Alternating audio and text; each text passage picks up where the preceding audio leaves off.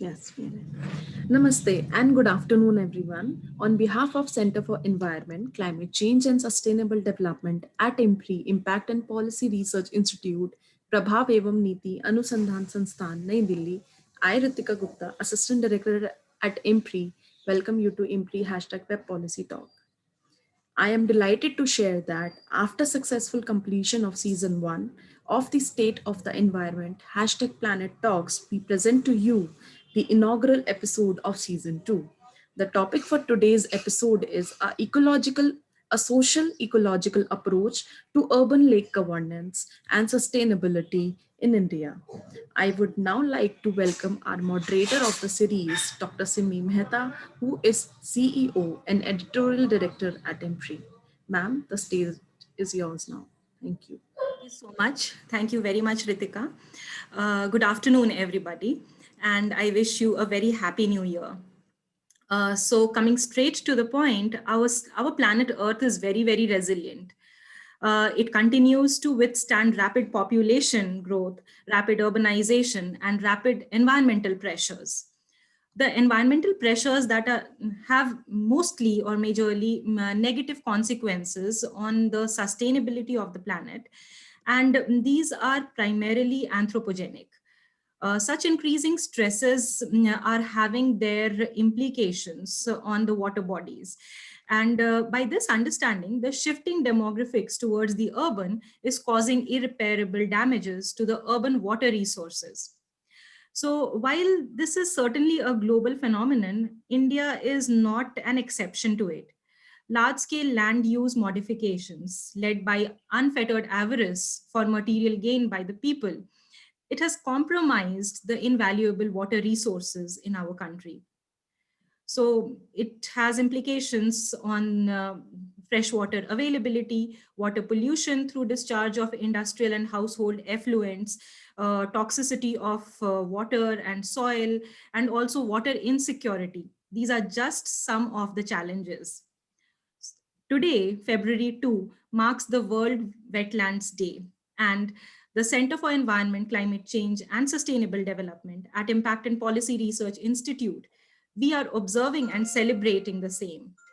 To make a meaningful and intellectual contribution to this auspicious day, wherein the theme for this year shines a spotlight on the wetlands as a source of fresh water and encourage actions for their restoration and also for stopping their loss, we have with us Dr. Mansi Bhargava, who will share with us her understanding of wetlands, water, and life. Dr. Mansi would also illuminate us on the urban water commons, the challenges therein, and and most importantly, the way forward towards promoting social ecological systems framework for building sustainable marine ecosystem in India. It is my pleasure to introduce Dr. Mansi to you.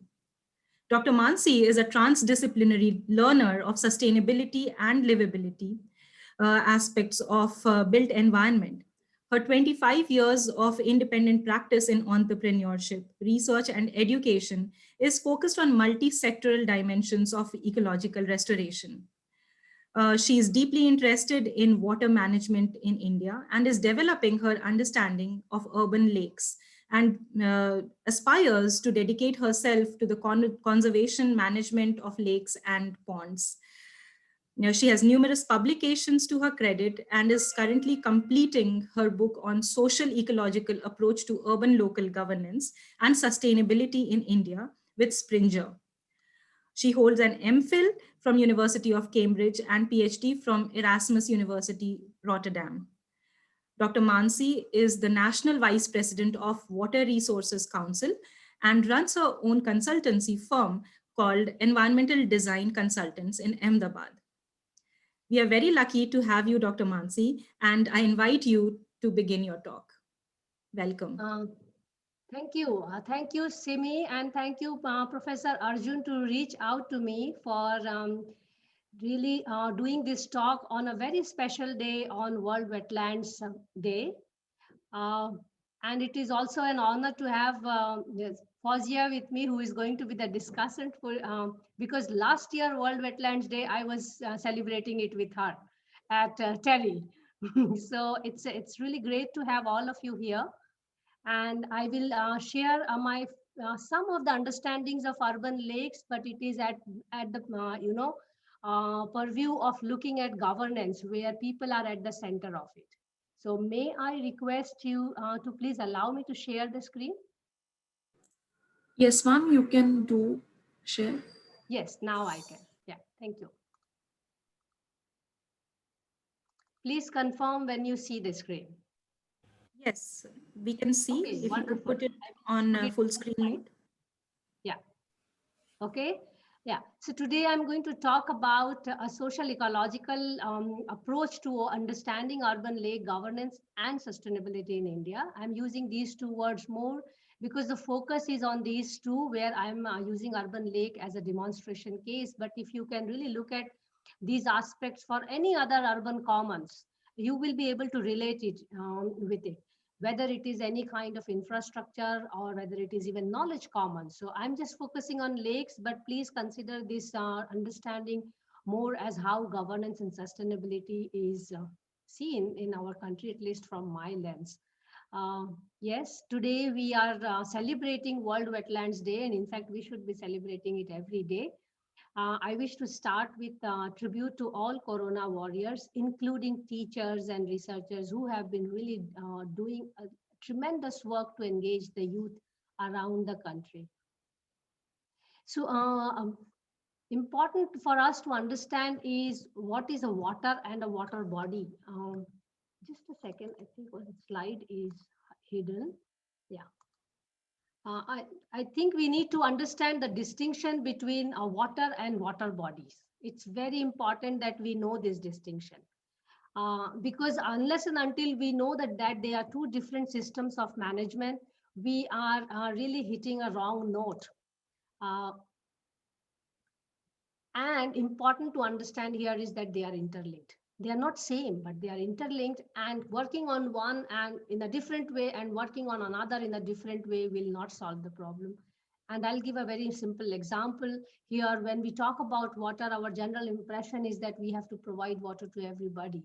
But at the same time, when we are talking about wetlands or water body, as we say in colloquial language, we are really focused on very different aspects of its development and leisure and recreation. We are really not linking that together, that provision of water is very much dependent on provision of wetlands and water bodies. Another aspect which we need to get very distinctly clear, and I think we will understand as a group of people who are organizing this event, is managing the water bodies or managing the water is one aspect of it, and managing the knowledge of the water and the water bodies is a completely different aspect. So I'm already talking about a 2 by 2 matrix here. Uh, we have somehow been so much focused on managing the water resources and the water, again in different ways, in a fragmented way, and somewhere we are yet to really start in an integrated way of managing the knowledge about the both. I'm sorry, I think there's some construction going on here, but we are all learning to live with all these human aspects of living and working from home. So a state of environment, as the policy talk is focused on, I would like to bring your focus on the alarming rate of shrinking water bodies. Whether you consider it as a cause or effect, it's up to you, but it's important to understand that we have lost half the water bodies in 1 century, and those half are less than half the size. And I'm giving example of one lake here to show how in 300 years that has reduced to less than half. Then one part is the reducing in number, but the other part is reducing in quality. So apart from quantity, we have also quality issue in these water bodies. So once rainwater harvesting structures have become right now rainwater merely actually, but more of a drain water harvesting. So we need to also look at the changing ecosystem of the lakes. Now, what is another part of the state of environment? As I said, the focus is on governance and sustainability. We have really been shying away from accepting that we are using urbanization and population as an excuse. It should be our leverage. It should be our strength. Another genuine problem, which we often again go behind, is the governance and government problem. We have moved from governance of water bodies to governmental approach of water bodies. So that is a genuine problem, but that's not much talked about because we are in that mode of government being provider and community being user. And this is where the problem starts. Another problem is the development and conservation problems. The race of development is really keeping the conservation at the back foot. And that's a goal problem, setting the goal problem. As we all do research and education, we also talk about it. Now, another major problem is, again, community problem, which is all coming from governance, government problem, by the way, is saving the lakes for ourselves or say sustaining the lakes for the ecosystem. So so everything is for human appropriation, and that is a goal problem itself. Now, because we are talking about our consumption. Now, this is where I come into the division of this knowledge of the ecosystem or the resource and the managing the resource itself. From here on, I'm going to focus on managing the knowledge and why we need to do it more if we want to manage the resource itself. The gap is between the proponents of action and proponents of knowing. And somewhere people like me are actually in the middle of nowhere, calling themselves as transdisciplinary, neither recognized by the practitioners and not recognized by the researchers or academicians. And we are trying to bridge the gap and saying that both are required and we need um, connectors. And water is a connecting capacity agent, and people who are working on waters need to be really given much more platform as water experts. We do not have dedicated water education in the country. Water is just taught here and there as little components of water. So we need to really bring those proponents of actions and proponents of knowing together somehow. And this is where I will say that we need to connect science and society. I emotionally get connected with this aspect that we need more conscience than science in this country at this moment, to be honest. We all know too much and we need to really think about it. Uh, Now coming to the knowledge which is available, which is tremendous in the field of lake, if I see, and it can be divided into nearly 30 sectors, you can say, if not more. Uh, and these sectors are really fragmented by themselves. They are very important sectors. They are required. So we need a monodisciplinary expertise and knowledge, but we also need, some kind of integration of knowledge, because the data development or knowledge development is not having really getting shared across the sectors. So we also need a language of talking between each other, between different sectors, which will also help us to really avoid politicization of science and as well as scientization of politics. The whole development discourse is nothing but the politicization of science. So I'm personally not a proponent of development as such, but I will not say that development is bad, but development has to really take into account ecosystem rejuvenation as a forefront. So for example, if a development discourse talks about so much square kilometer of road and so much use of concrete and paved area, it should also talk about so many liters of water and so many trees, so many birds and so many animals. So this is where we have really put development into a very economic aspect. And as I mentioned, it requires a pedagogical change. So the theoretical aspect of the knowledge, lakes in India are all kinds of wetlands.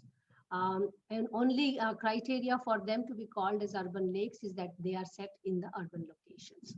As I said, the monodisciplinary fields are heavily developed, which already makes it a complex system to bring it together. But the thing is, when monodisciplinarity is developed, and A or let's say Z sector is given priority, we get linear solutions. We do not get complex, harness approach. So we really need to find out a way how can we really bring together monodisciplinarity and multidisciplinarity together, and people who can talk in simple high school language to all kinds of disciplinary people. And that's where I will say that a social ecological system approach is a kind of a simple start to really talking to each other in different languages, but at the same time developing a common language of understanding. People at the center, I started with this note that everything is about what we choose to do, what we see, what we want, what we like to see in future. So individuals make the institutions, and that's where individuals' knowledge, individuals' decision, individuals' action will matter. We need to get out of that prisoner's dilemma. And this is again back to the story of governance and governmental approach of resource management. So, which should also question sustainability of what? Sustainability of lake, or sustainability of the urban system, or sustainability of humanity, or sustainability of planet. Our focus on sustainability of urban lakes has to move beyond urban lakes for recreation and for my sea. It's different in rural areas and peri-urban, but they are also catching up with the glitterati of urban urbanism. So anyway, so if we want to talk about developing a knowledge system of urban lakes in this case, which is an urban common, we can broadly divide them into these classifications: physical nature, the value of or the services we would like to draw, governing actors, governing mechanisms, and then they are kind of set up in a social political setting, which is the urban in this case, where other ecosystems are also present.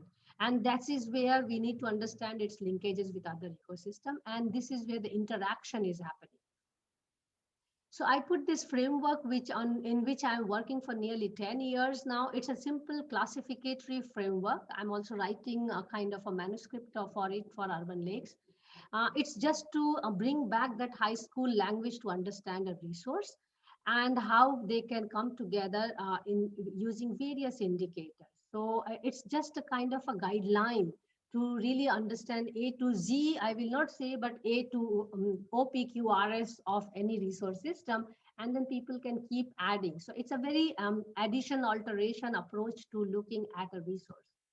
So if I have to put that simply, it is just looking at the water body, its uses, its users, its organizations, and the mechanisms which are used to really maintain them.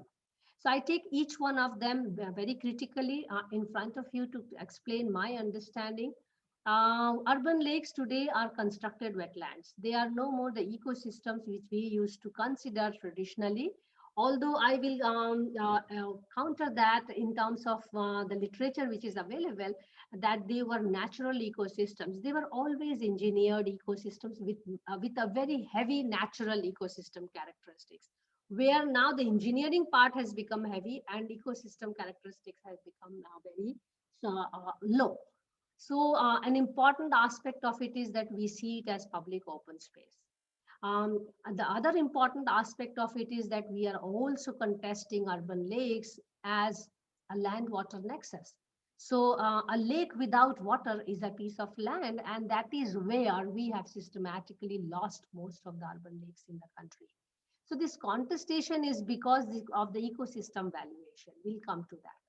So this is the also the place where the contestation gets converted into development than conservation.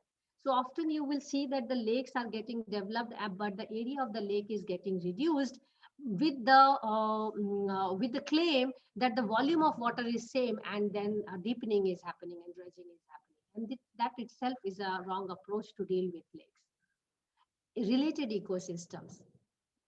This part is very important because the health of the lake lies in the other waterscapes of the city. So lake is just one of the brother of the family of water bodies, I will say. In scientific words, you can say as a collective milieu of waterscapes. I'm showing an example of Ahmedabad where you see all kinds of water body. So lake is just one of them.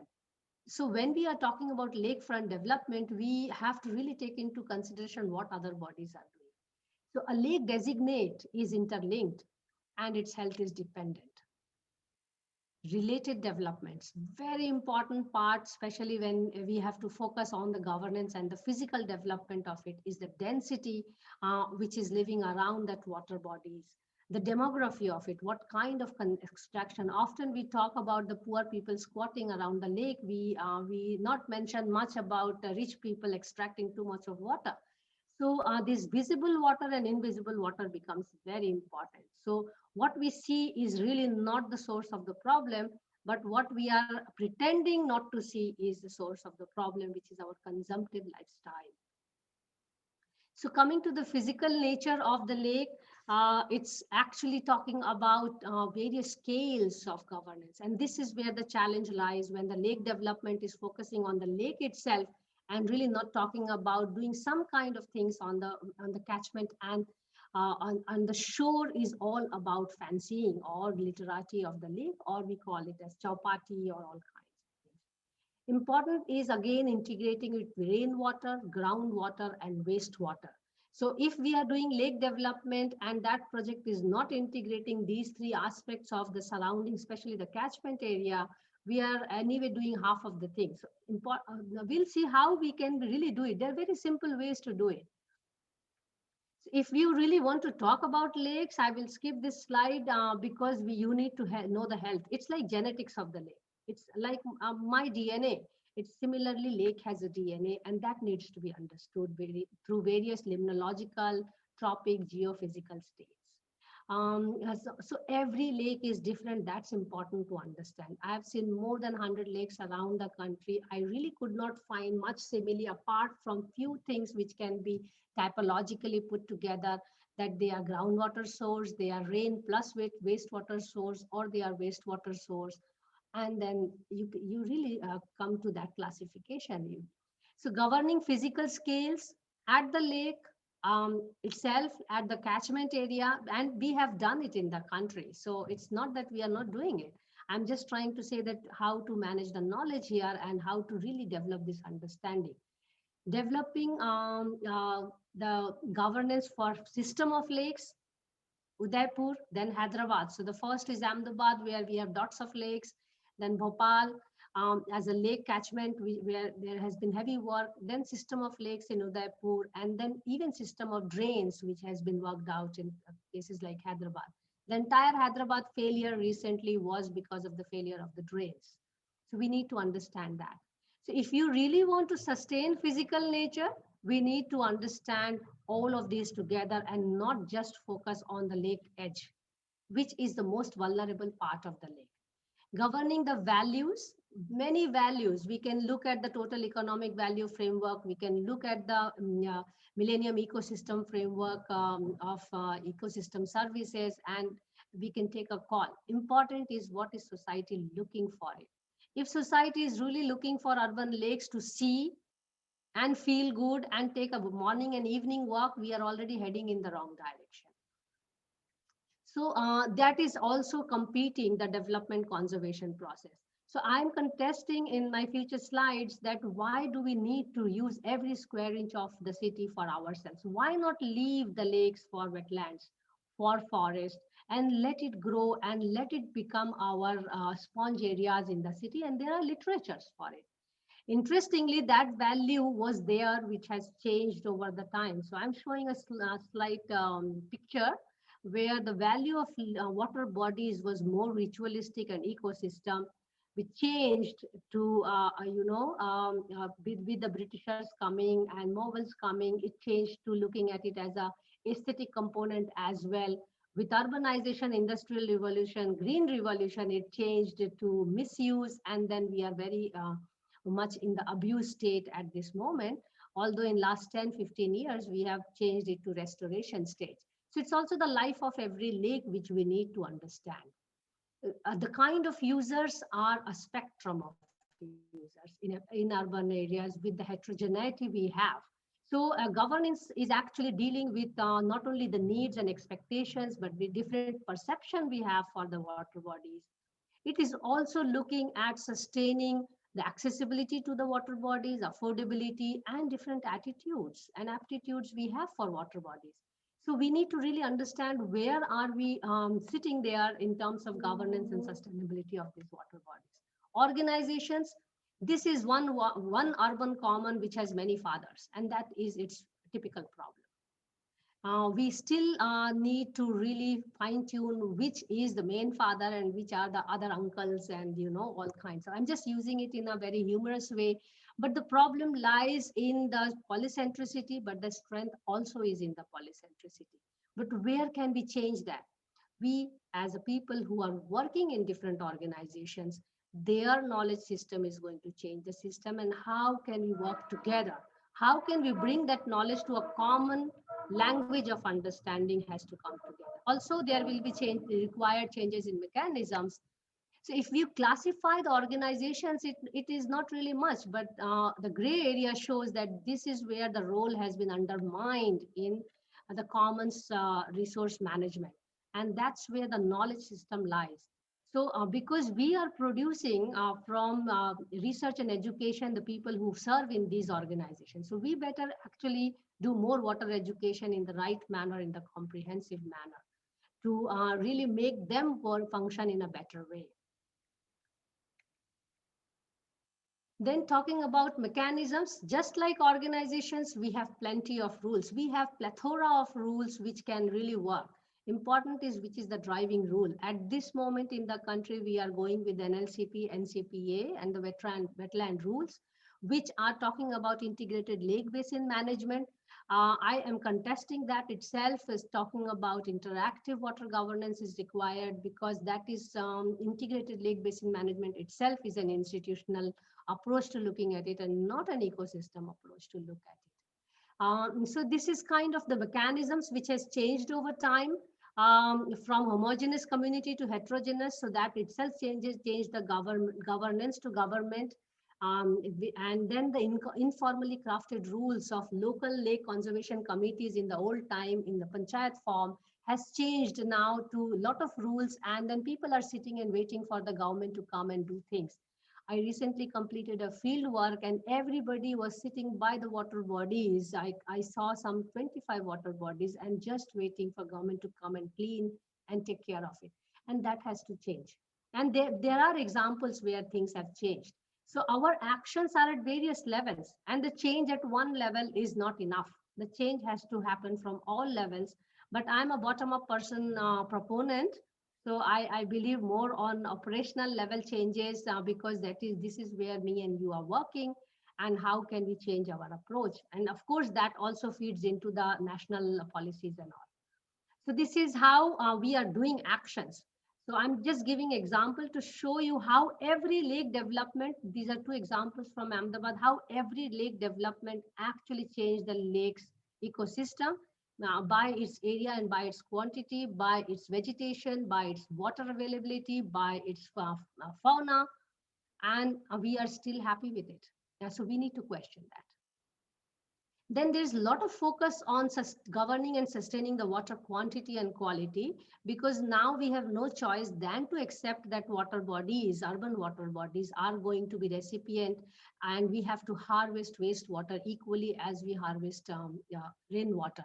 So we need to really focus more on our drainage system. We need to focus more on our treatment system rather than focusing on beautification of the water bodies. So this understanding has to change, and this is where our role comes into picture for community awareness, for capacity building, and so on and so forth. Now, maintaining the identity has become the front runner in lake developments, and I will contest it in that form. Because one part is that urban lakes are heritage. Because ASI itself says any humanly constructed structures above 100 years classified to be heritage. And most of our lakes, which were rural lakes, now urban lakes, are more than 100 years old and are humanly constructed. So they qualify to be heritage structures. So we need to deal with them very differently than giving them the identity what we seek today as only for recreation. We have to go past that for ecosystem.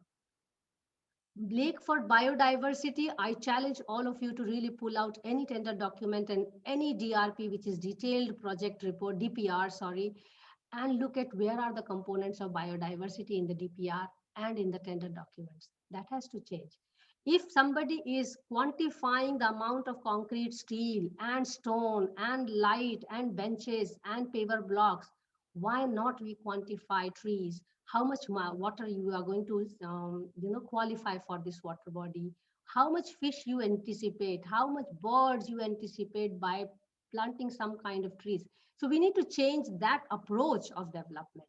You know, so there are dilemmas. I will not deny that between the governance and sustainability, because on one hand we want to do a lot of things, and ironically it is falling apart because those lot of things are really not adhering to the sustainability requirements. This is a very simple linear framework within which most of the lakes of the country can be really classified. So I use it for teaching, for students to assess their water bodies.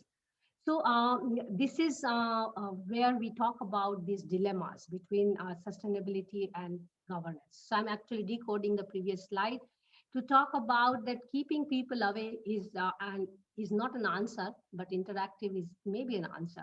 Lake conservation is an answer than development. And sustainability has to really question now what to sustain, how much to sustain, why to sustain, and until when to sustain. So we need a measurable thing for urban lakes.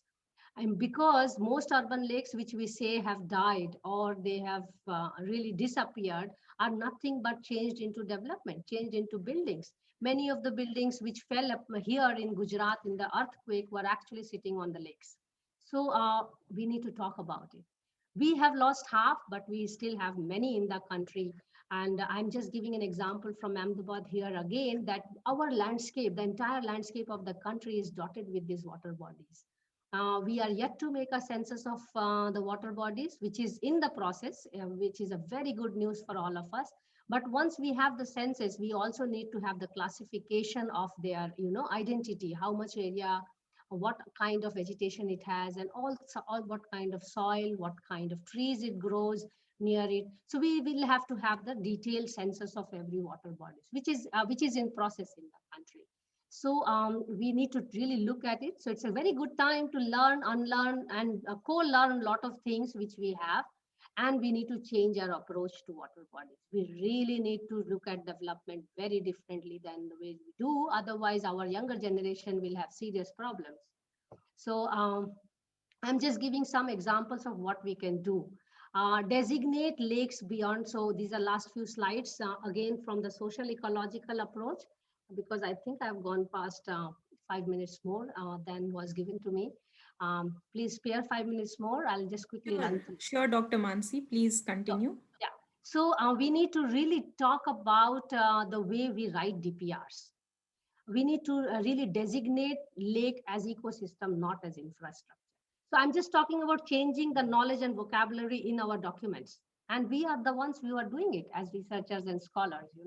We need to have a discourse on redevelopment and de-development and not talk about new development all the time.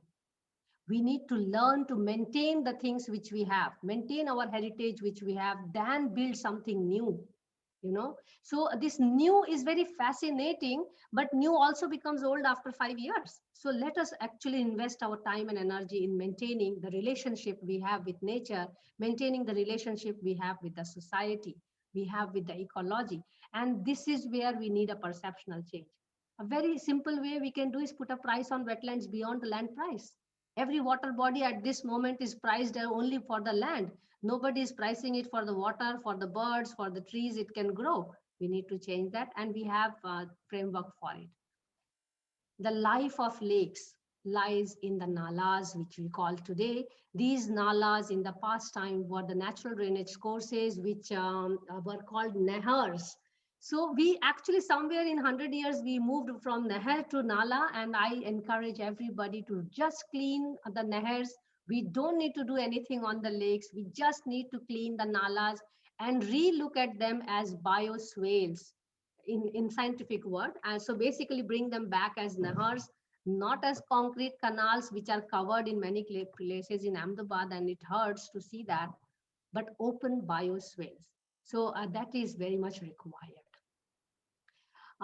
Physical nature, we have to consider wetlands as and urban forests as similar, and we can actually keep them as wilderness areas. Why do we need to go to every square inch of the city. Why?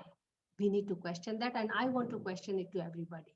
Why do we want every square inch of this planet for human needs? Why can't we leave some areas? I'm saying this because the very nature of urban lakes and lakes have been misunderstood. In our country, most of the lakes were supposed to dry in the summer and self rejuvenate in the monsoon. And our wish is to see water all the year round, and that's why we have actually changed their ecosystem itself. So, somewhere we are trying to impose our wish on the ecosystem, which is not working, and we are seeing the problems. So we need to also talk about governance across scales, and it is possible. For example, considering eco-sensitive zones. So every lake development project should have these components also, and not talk about only making hard or only making hard scale. So we can actually give incentive for plantation in the catchment area, cleaning and rainwater harvesting should be part of lake development project. It's not because I'm working on lakes, I'm saying it. It is because the lakes really need that. You really don't need to do anything on the lake. You need to do everything around and outside the lake to make sure that these water bodies sustain. And that is the understanding which we need to which we need to bring up. And I will call for a social movement, because society takes the call, then it has to be through social movement. And we have seen example in Japan, we have seen example in Netherlands, at least these two places I have studied thoroughly, where social movement by the society, particularly led by women, by the way, have changed the way water management is done. So if you really want to evaluate, this is for the youth, that this scheme is good for your future and for the ecosystem and for the society. There are very simple indicators to look at a project. Is the project talking about water? Is the project talking about trees? Is it talking about soil rejuvenation, biodiversity rejuvenation? If not, then the project is only talking about my pocket and not even my well-being. So well-being is just a veil. It's not really true. Uh, Co-learning is important. So I will give a lot of stress on the funds which are delegated for lake development to be used. In fact, more than half to be used for capacity building of the officials. So knowledge development, data development, community awareness, and youth employment as eco warriors and senior citizens and engagement. So not put all the money in making those concrete structures. So lakes are converting into stadiums. Come on, we have to change that. So we need to really do unlearning between the organizations. So government as a provider has to change from government as a facilitator for the community as doer. You know, lake as infrastructure has to change. Perception has to change. Panacea has to change. We need to learn equally from failures than from success. We always look for successful examples. We have to look for failed examples also. Then mechanisms. Please stop development by dredging, deepening, and constructing. These three things have to stop. This is a picture from a lake, same lake, 1 year difference, and you see the difference after development has been initiated. Water is not standing. I receive calls from people that pani 3 mahine mein sook gaya. How is it possible? I simply ask, deepening kiya hai? They say yes. So we need to rearrange our funding system. Where do we invest our water money? We cannot invest water money only in sand mining, only in soil mining, and only in investing more on concrete and steel and structures. Very simple way you can change that. Just relook at the 73rd Amendment and apply it. One point solution we have, to really take it, because the whole development discourse is the baby of 70. I mean, I'm not applying the 73rd Amendment. We need to change from integrated lake basin management to interactive water governance, and people are talking about it. You can do it very easily. Just have more women on board, to be honest, to change this masculine way of development to ecofeminism. And especially, we need more time to think and less to do, actually. And Corona taught us that we need time to think than do. And I will stop here to develop the governing, the knowledge of the water bodies. And floor is yours. Thank you. Thank you very much, Dr. Mansi. What a wonderful presentation and amazing lecture by you. We really enjoyed it. there are a lot of questions, and we'd like to discuss more on those stuff. But before that, I would really like to inform the audience that we are also joined by Dr. Fawzia Tarannum. We are fortunate to have you, ma'am. She is assistant professor and program coordinator, Coca-Cola Department of Regional Water Studies at Terry School of Advanced Studies. She was also a Fulbright Hubert Humphrey Fellow in the United States. Thank you so much for joining us, ma'am. And if you could join in and you could discuss or throw light on Dr. Mansi's presentation and your own understanding on this ecosystem rejuvenation, especially related to urban water systems. So over to you, ma'am. Thank you. Thank you. Thank you very much, Simi, and good afternoon to everyone. Thank you, Mansi, for those wonderful insights. I know you always bring a multidimensional approach to managing of resources, but alongside you also bring a lot of life to your words through your doodling and through your lovely sketches. So for all the audience who is present today to listen to this, most of the sketches and doodling that was there, they're all done by Mansi herself, and I'm in awe of it always. So that's amazing, Mansi. And now I would like to really move on to, yes, as Mansi stated about, I would rather go for last in, first out. So gender mainstreaming is definitely very important. We can't be ignoring 50% of the population. So that's definitely the first thing that I would like to emphasize here, that the next thing that I would really, because water always has been looked from an engineering lens. So it has been a core part of civil engineering all these years. And that's why that masculine nature of water. So somewhere the water also now needs the caregiving role as well. And that caregiving comes from the gendered perspective that we try to bring on table. So that's very important that we do it.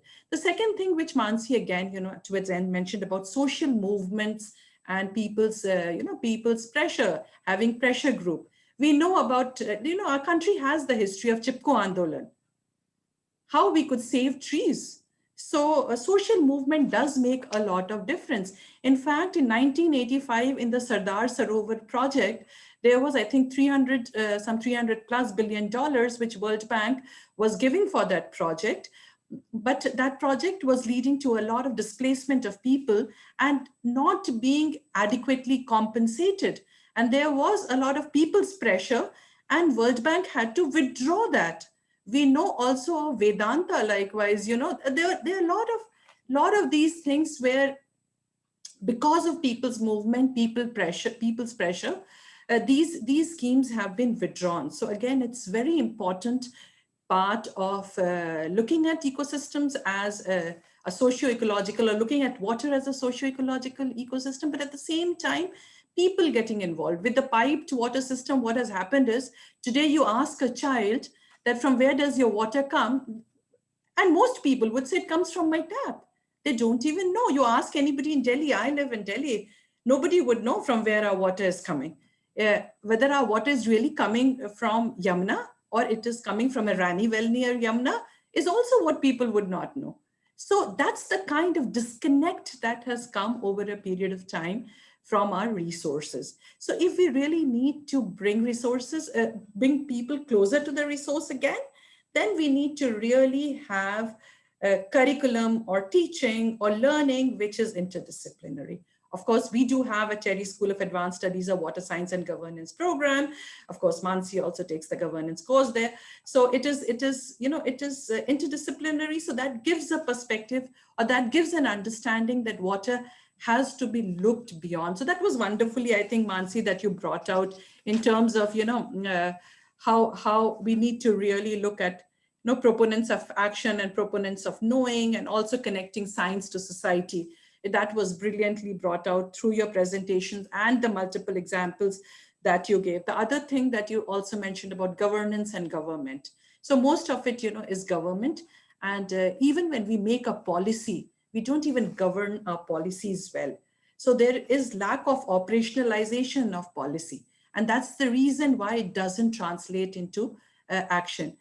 People-centric approach now in most of our policies, water-related policies, it is there.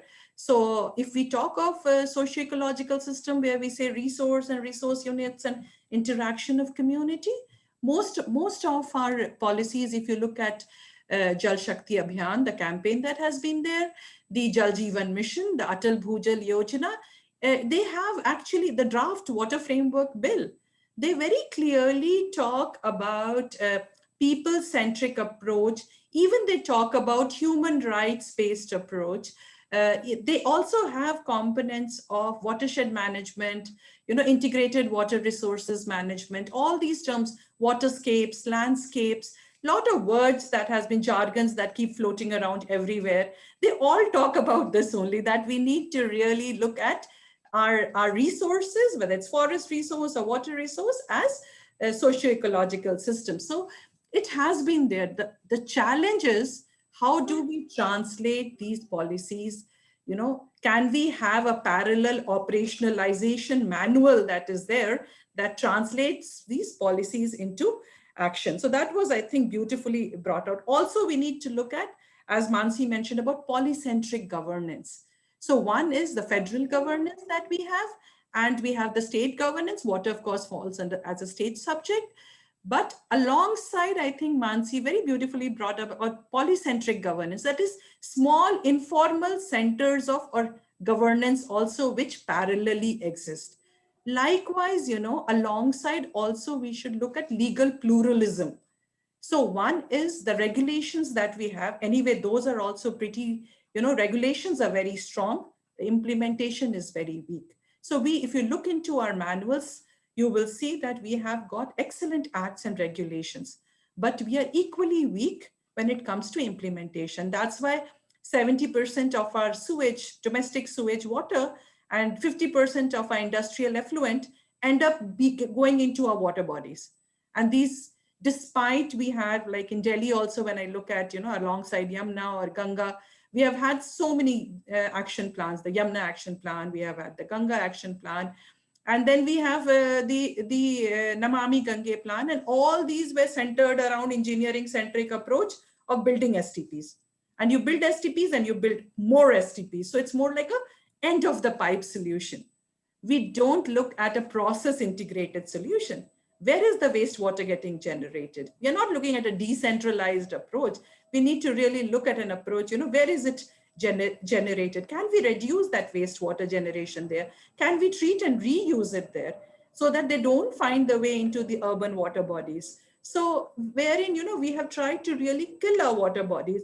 I think more than 70% wetlands in Mumbai have been destroyed.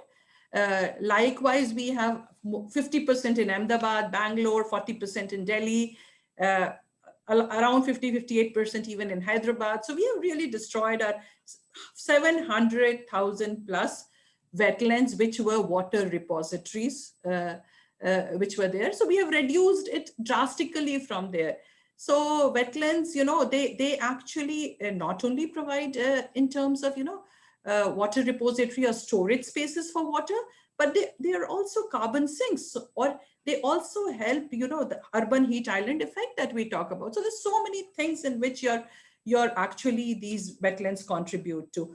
So it's sad that on an on the World Wetlands Day, we have to really talk about something, so sad about our water bodies that is there.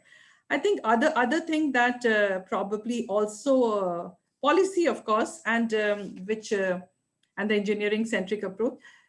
Yes, the other thing I think which Mansi also brought about sustainability dilemmas, which she spoke about.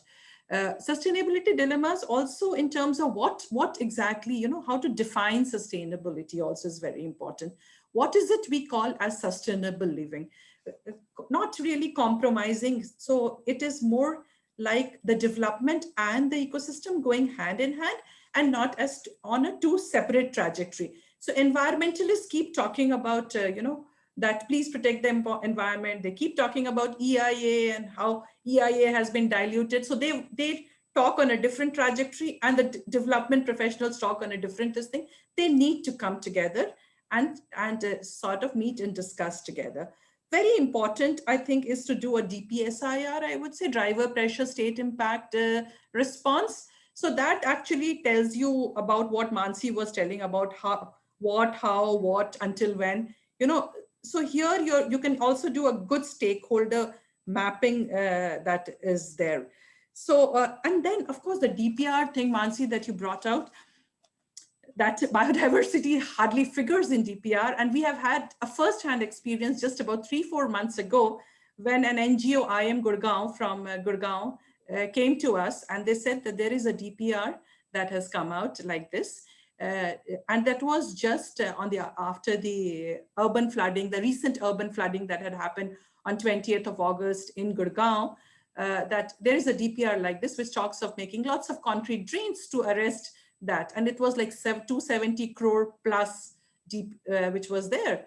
And then she said, if you could carry out a study and see what best can be done. And there were 4 creeks, natural creeks, which were there, which are, of course, the general tendency of us is when we have forgotten our water bodies, we treat them as waste disposal places. So we just go and keep disposing concrete waste, building and construction waste, our house waste, and so that's how you block the natural hydrological channels or the water storage spaces. So that becomes a big issue. So this DPR, we did carry out a study for 3 months. We did a mapping.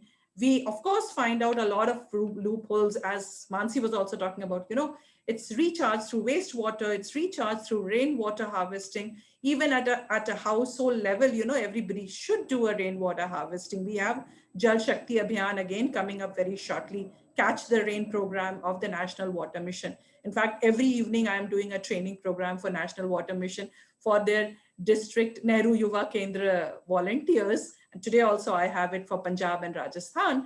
So such programs, are already there. How we can align. So for that, even if you want to align what you're doing with what are the government schemes, you need to be aware. You need to be conscious of these things. So again, that awareness part is also completely lacking. So we could, okay, so I was talking about the Gurgaon thing, and we could come up with a blue-green infrastructure intervention. And government, in fact, it was in the Hindustan Times just last week, where government has taken a lot of our recommendations and they have already started implementing it. So somewhere we need to work alongside government to also provide support. So community can't just say that it's not my responsibility, it's all the responsibility of the government. So a role there definitely is very, very important. So alongside a few more things that I would like to say, like sometimes when we take up lake rejuvenation, for instance, the Rajouri lake that we took up in Delhi. So what we did was we reduced it to 1/5 its size. So we did a rejuvenation, but we reduced it to 1/5 of its size. We did some kind of landscaping. We did a chhat ghat with concretization. And then we put a boundary around it and a gate and we locked it. So there is no community involvement, a community ownership. So you need to really generate that community ownership in that. Two points I would also like to make. One is on the tanker mafia. When you allow these mafias to perpetuate, the water tanker mafia. So as part of this training that I'm doing for National Water Mission, I keep reading a lot of case studies. So I had read one case study on Latur. So Latur has a tanker mafia that is somewhere around like 26 lakhs per day. So that's kind of the tanker water economics that is there. It's 26 lakhs per day. And for actually to fill a 6,000 liter tanker, you just require 50 rupees because that's the electricity that is required. The second one is, I just yesterday, a colleague of mine shared with me that article. It was from Chennai, and somebody has prepared an app and they are trying to sort of popularize that app. It's like the Uber aggregation, like we have the Uber where you'd have taxi aggregators. Here it is for tanker aggregators. And Chennai has a 460 crore tanker business economy. So when we allow such economies to perpetuate and people can buy water, and water still is not valued, properly, or we don't really have the right economic instruments as of now for valuing water, what happens is that people are happy to buy. They don't want to take an effort to really rejuvenate their water bodies, or for that matter, they are not bothered to do rainwater harvesting. If you make it mandatory for them, they will install it, get the building license, ignore it completely. So that apathy somehow is there, or indifference is there in people, until such time that we don't value water, both not the cultural value related to it, but I'm talking in terms of monetary value, treating water as an economic good, we will not see much difference. And the last thing I would say is on the Swachh Bharat Mission 2 that was announced yesterday in our budget, which again talks about a huge sum of money of almost about 2.87 lakh crores over 5 years to be spent for various aspects in fecal sludge management. Again, these are again policies which we see on paper. We need to really be more proactive citizens. I think we need to really be more aware, more research, as Mansi was talking about, more awareness programs, so that citizens take also ownership and come forward and act. So thank you, I think. Thank you. Wow. She put the scientific flavor on what I was trying to explain in a very layman language. And thanks to you. Thank you, Mansi. It was so wonderful. If you can really tell me any which way that we can operationalize these policies which are there in terms of translating to action, we all struggle with that. And even the role of donor agencies, how donor agencies can play a role in really controlling these things. It would be really good to know.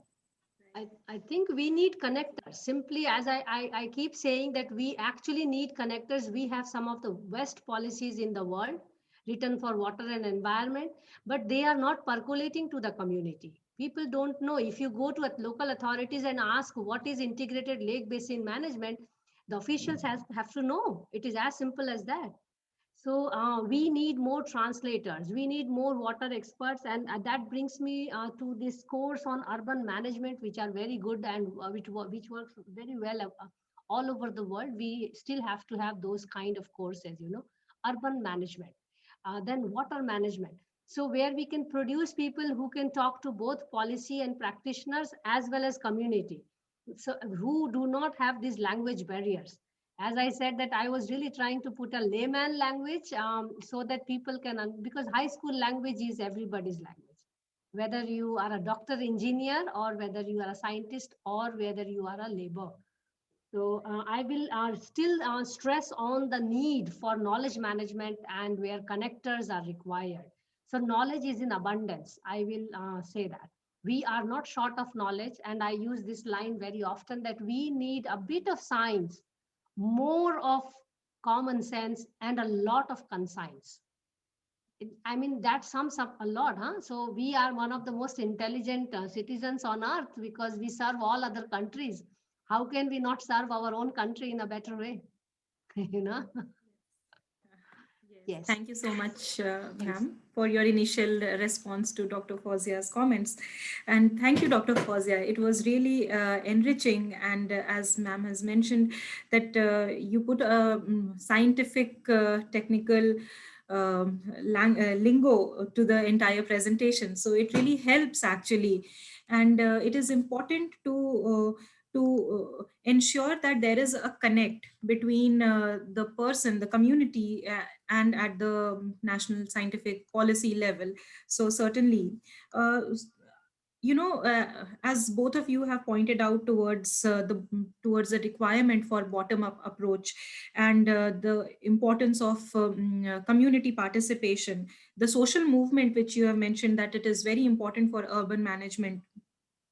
But I would really like to focus on where the responsibility lies.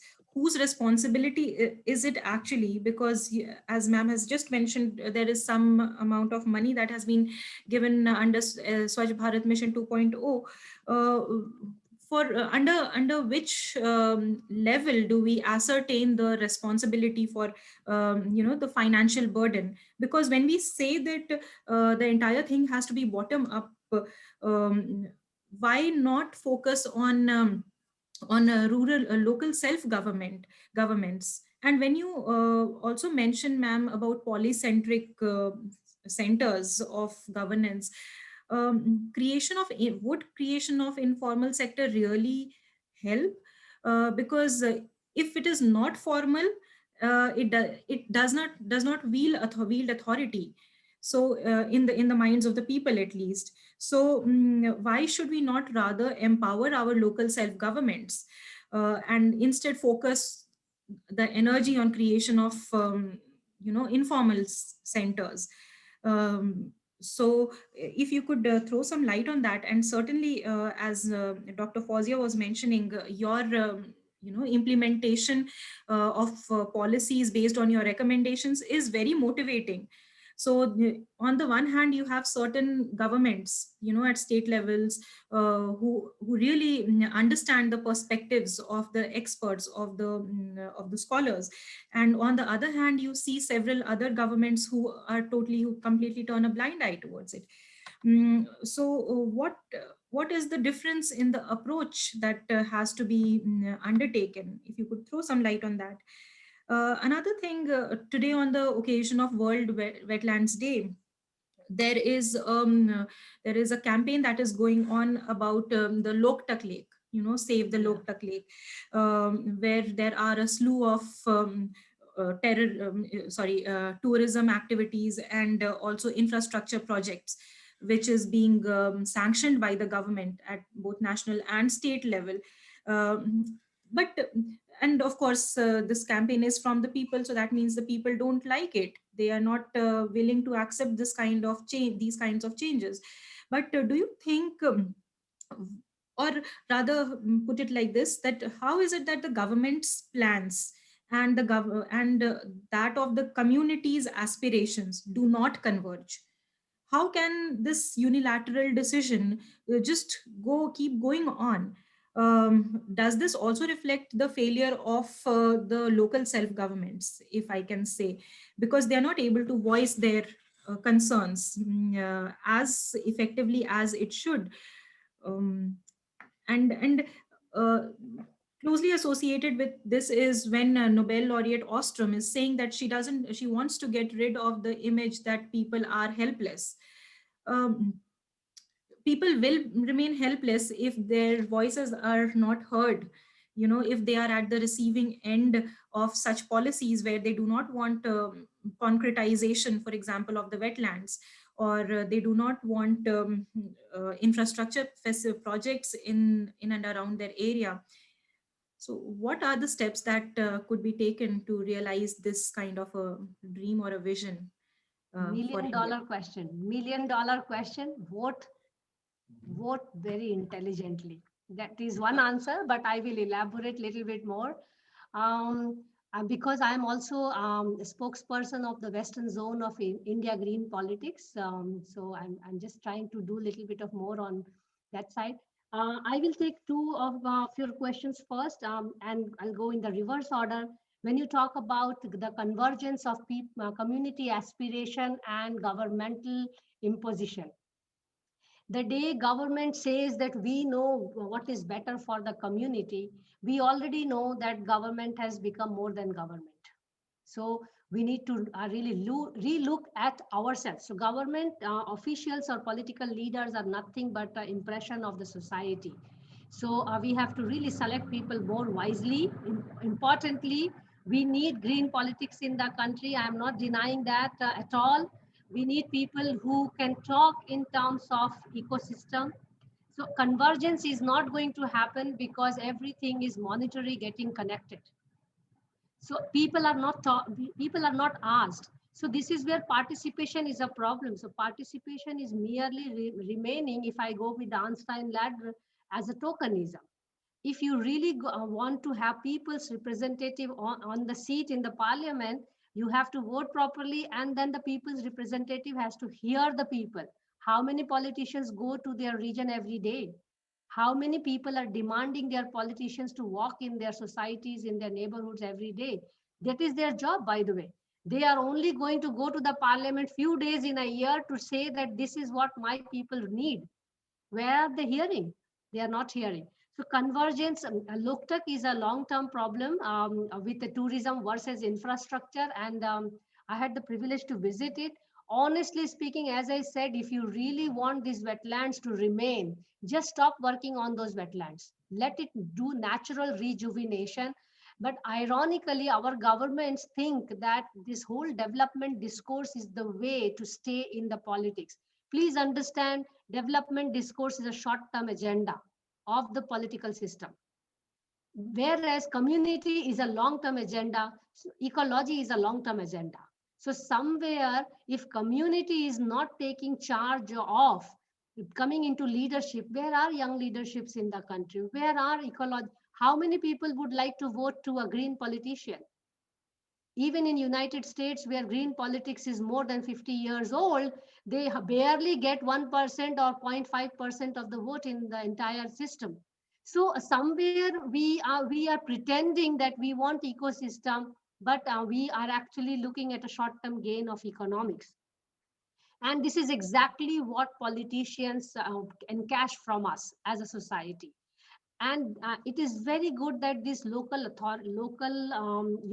civil societies come out and raise their voice and talk about their needs. It is the duty of the government, and constitution also says that the government's duty is to fulfill the requirement of the community. It's not duty, it is not there to really say the community that we know what is better for you. We need to change that discourse of development, and we have that discourse of development changed policy tool, and that's the 73rd amendment. I didn't talk about it much in this, but we have a policy tool already written for it, by the way. We are not implementing it deliberately in the society at this moment.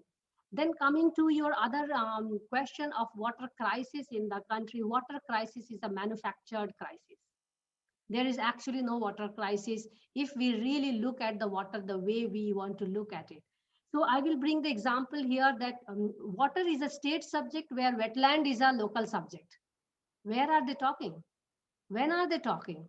So as long as state is going to say to the local authority that do whatever you want to do, I'm going to provide you water, local authorities are going to suffer from taking care of the water resources, because any water that comes to the city, 70 to 80% is generated as wastewater. We need to understand that. Wastewater is not a state subject. It is a local subject. So, we are not trying to look at the entire value chain. So, if local authorities are to be told that you have to generate your own water, they will completely change their idea of looking at the wetlands. They are ensured of water. Water is coming from 1,000 kilometers, 200 kilometers, Delhi, Ahmedabad. Just look at none of these cities can claim themselves to be smart when they are not producing their own water. So all these local authorities smartness has to come from their own use of resources, which is not there in smart city component. How can you be smart when you are really running your system? I cannot be smart if I'm using your saving account or your current account, your bank balance. It's not possible. We have to really talk sense. So water crisis is a manufactured, manipulated crisis. I see a question of Chennai here.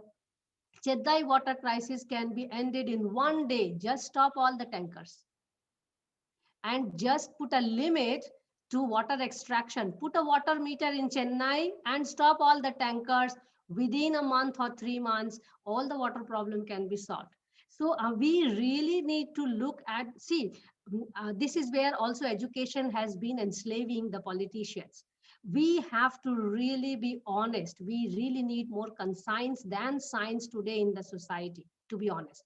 So the people who are educated are the ones making policy. The people who are educated are the ones who are implementing. Only difference is the attitude.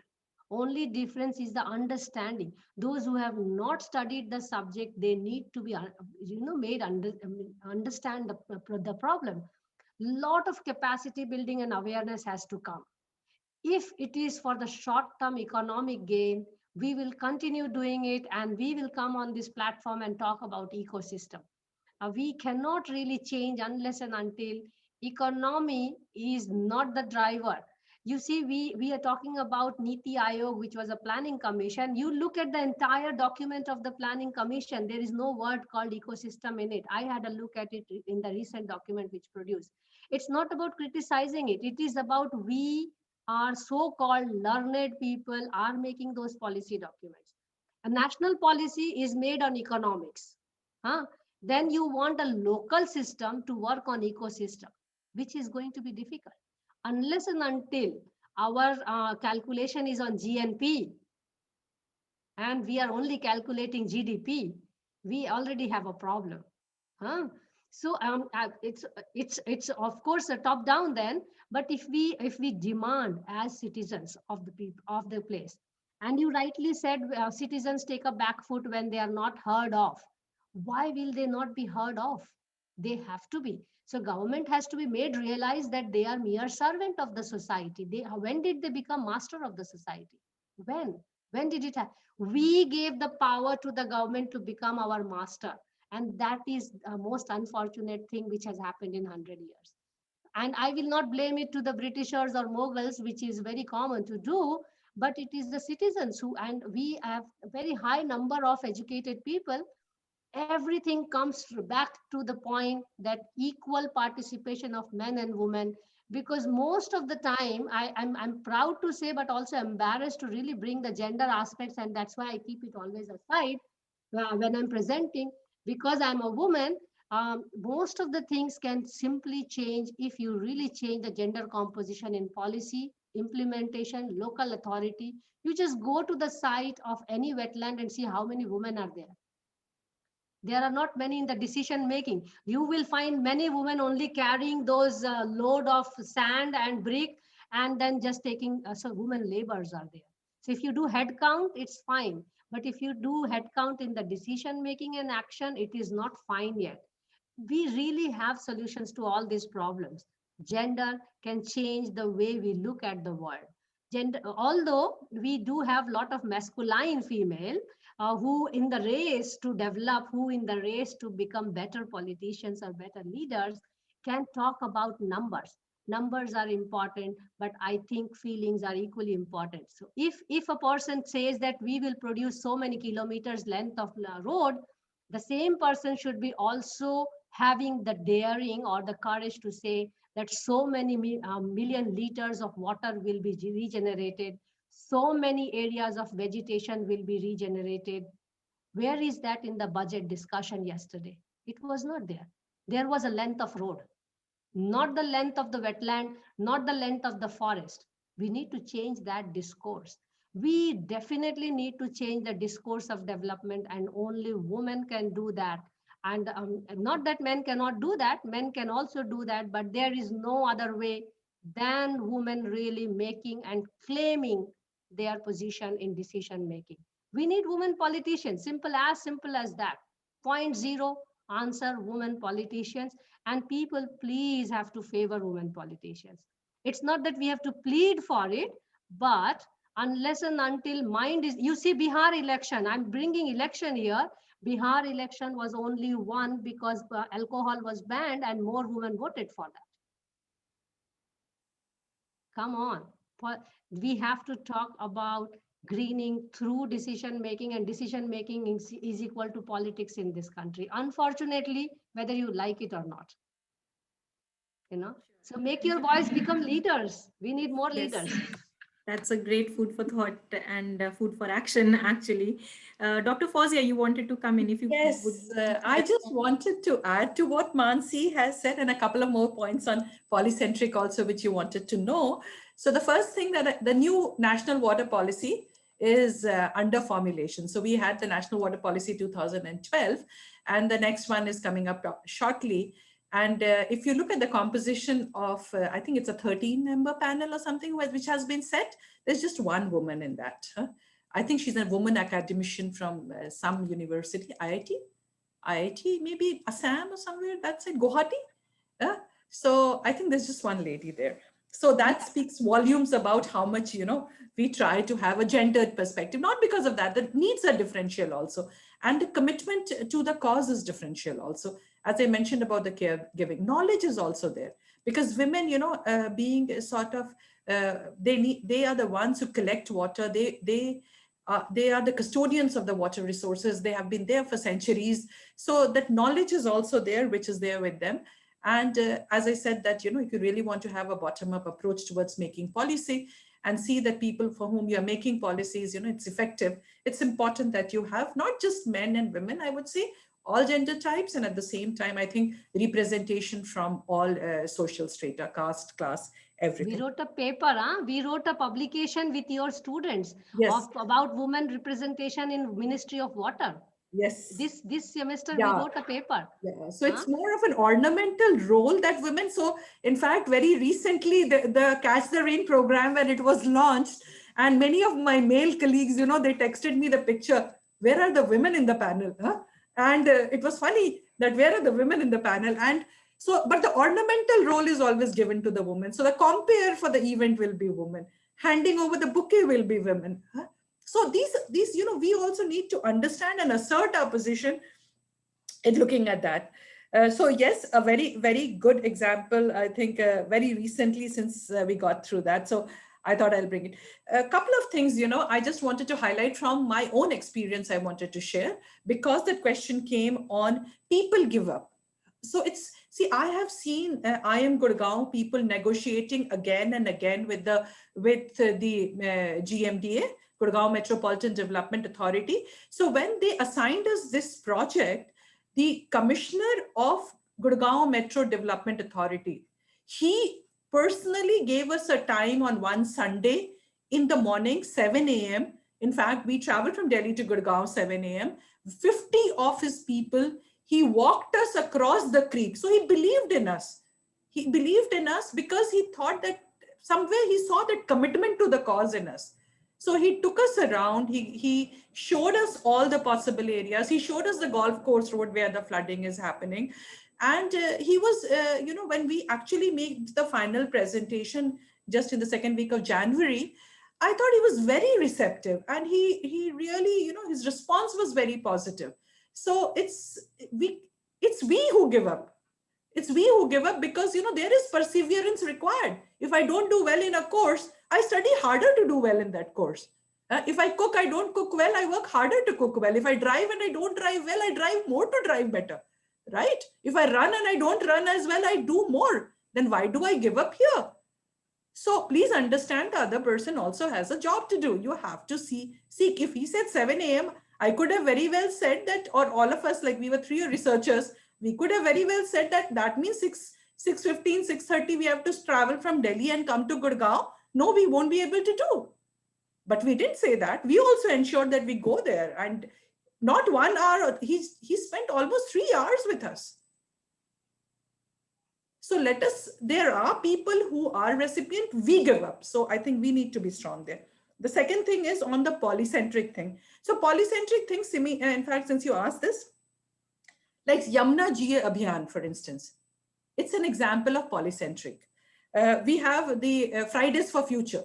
It's a polycentric governance where we try to negotiate through these little initiatives. So it need not be, when we say informal, but a very dedicated set of people whom others believe and have confidence in. In fact, let me tell you the training that I'm doing for National Water Mission. I had been to National Water Mission office to meet the mission director for a different cause altogether. In fact, to interview him for gender mainstreaming in water management, because they were contributing. And that was the time he told me about this mission, and he said, we are going ahead with this. And then in the inaugural, in the first orientation, he gave me a 15-minute slot, and it was like 650 youth coordinators, Nehru youth coordinators coming together and listening to secretaries and joint secretaries and different people they were listening to.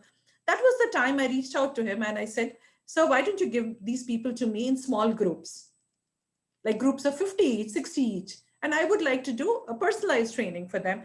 And he said it would be like 11 or 12 training program. I said, "Fine, that's okay with me." Then the next thing he said, "We don't have money." I said, "I don't want money."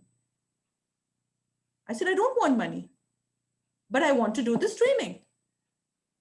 That's also an example of polycentric government, where you go and negotiate and get, and people believe in you. And while I've already done for all of South Indian states, I've done for Bihar and many other states, West Bengal, and people are reaching out to me for more information because now That's they know. also women. So That's that's also women also are willing to do happens without money. polycentric. Huh? Women are willing to do without money. That's also woman thing, huh? Yeah, I know. I'm sure there would be many men doing too. So yeah, but you are right. So likewise, I'm saying that negotiating, somewhere we give up. But in the environment space overall, if you see, you will see more women in the environment space. At Terry School of Advanced Studies, we are now there for close to 2 decades. We have been functioning, and we offer all courses around environment and sustainability. And the ratio is like somewhere around 70, 30, 60, 40. So when I say 60, it's like 60 females, 60% females we have. Huh? So in the environment space, if you see, and pro-environment behavior, all the research papers point out that women generally have, or females generally show more pro-environment behavior. So that's proven in research also. But at the same time, I think there is a requirement for all gender types and to represent everybody, and for community to take a very proactive role if you really need things to change. Thank you, I think. Yeah. In fact, I have a meeting at 1:30, Yeah. so I may have There, to. Thank yeah. you. I Thank you thank- so much, Dr. Fawzia, for your passionate response. There's a Dr. question Mansi, on lake depth. Should I answer that? Because that's yes, important. actually, just give me a moment. Dr. Fawzia, I know you have to leave at 1:30. Okay, yeah. So please feel free to leave at your convenience. Before you leave, I would like to really thank you for joining us and enriching this discussion. We hope that we'll come back to you and you will join us for more discussions on this. As you know, you mentioned Yamuna Ji Abhiyan.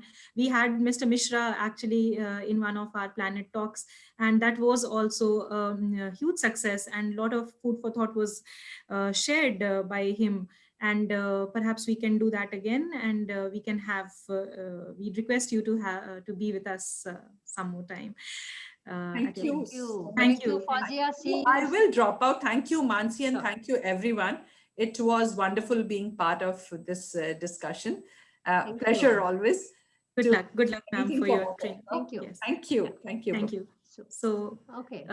so Dr. Mansi, we'll continue with the Sure. question and answers. If you could just briefly respond to it. Sure. Uh, there is a kind of a very value laden, question as to money for society has become more important than water in life.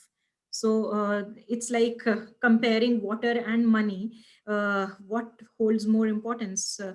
However, it is pointed out that water is life. How can we really change this, outlook? It's very monetary oriented. So how do we change that? What are your thoughts on that? And yeah, so if you could take that question. Thank you. Thanks, Arpit, for this question. See, these we really look at spirituality and religion very differently today in the country than we should be looking at. If you consider water conservation as your religion, it becomes more important than money.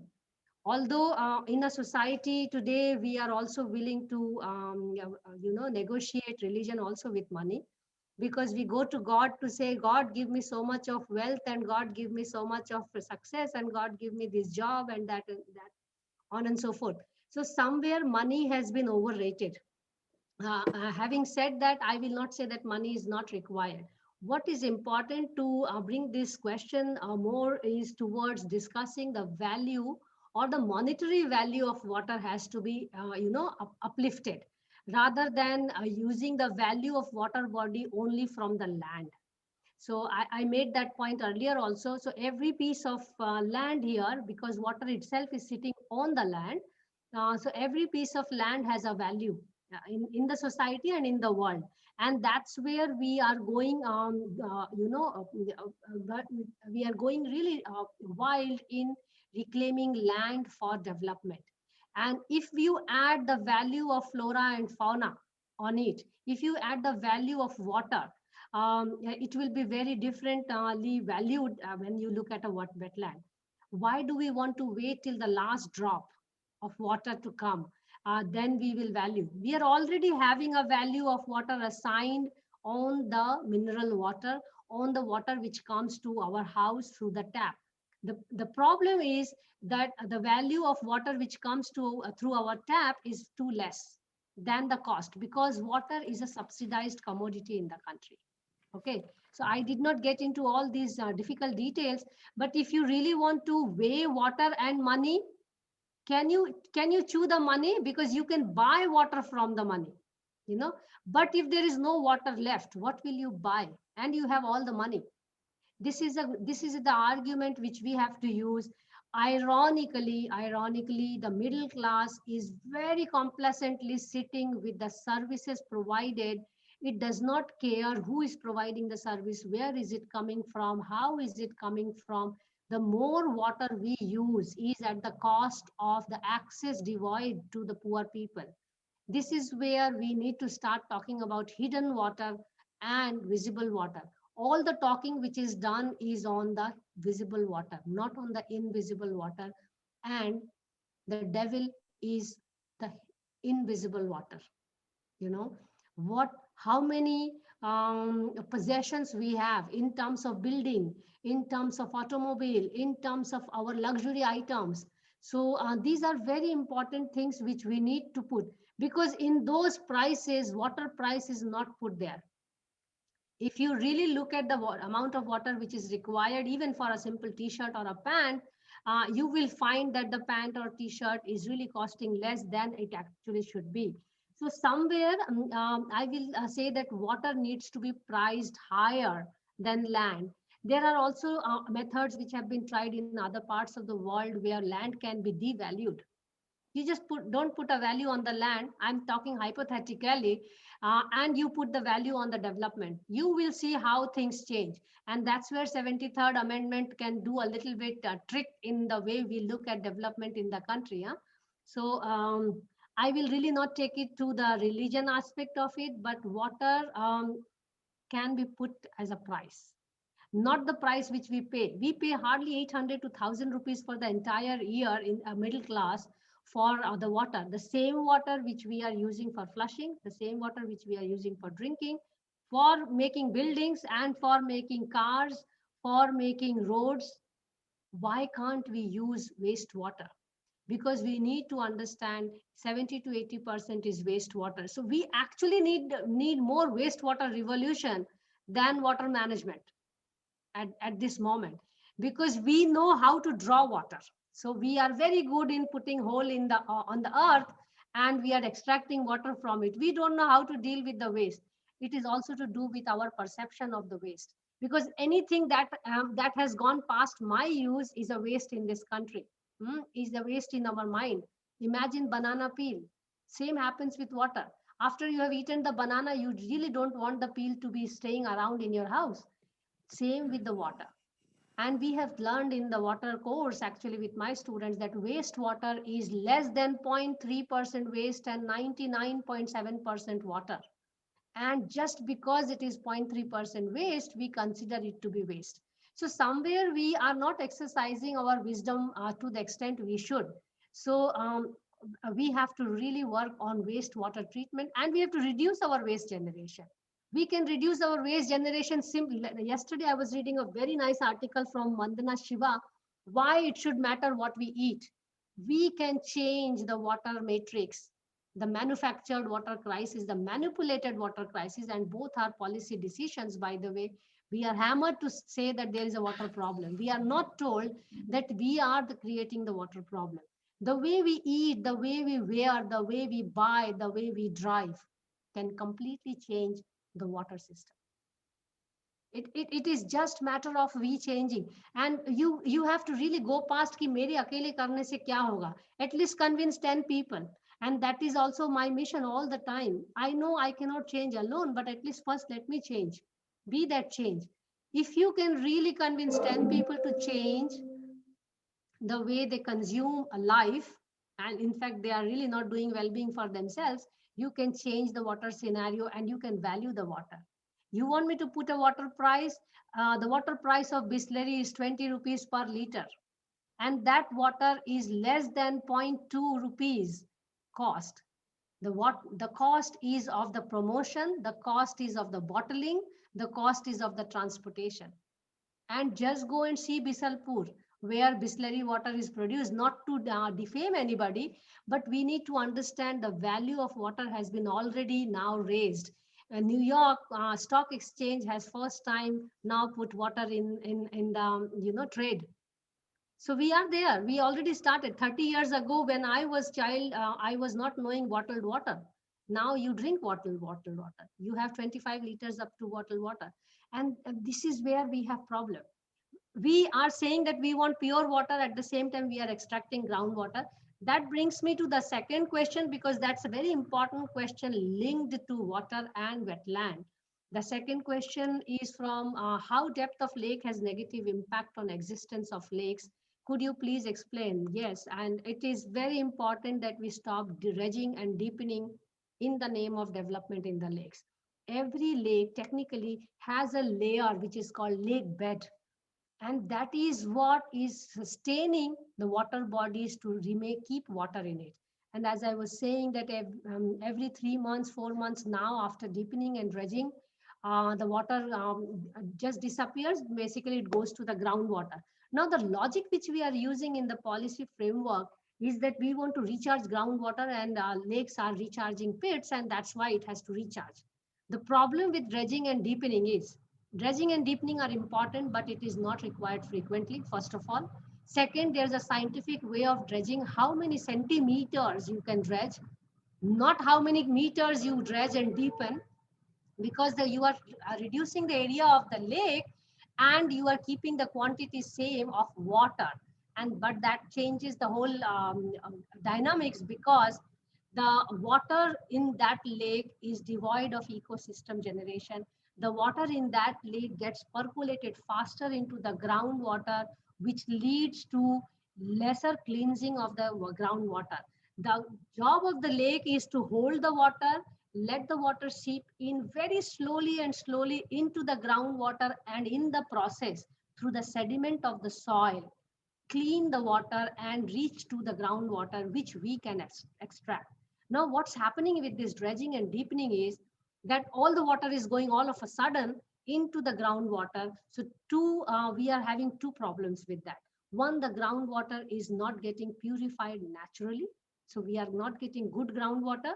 Two, the groundwater is more easily available in the season when it should not be available, which we conveniently use for manufacturing purposes. So industries, development, these are going to be really, really devils in the future. It may sound naive if I'm saying it today, but more industries, more development, we will not have solutions. We need more green skill development, and India is already now signatory to green skill development, and which is where we can actually talk about it. So if you really want to do lake development, anyone who is coming with a JCB and dredging it and putting concrete, just know it is just lake development for money. Because every contractor, every consultant, every official, every minister, I am not embarrassed to say, has a commission on that dredging and that concreting and that stone and that things. So you may say that I'm blaming, but this is how the society is functioning. So corruption is also part of it. So dredging is sand mining actually. It's just the moment you dredge it beyond few centimeters, you are into that sand mining zone. So that is already not right. So you see, we have all this written in the policy. We are really short of water experts. I am not a water expert. I'm just learning.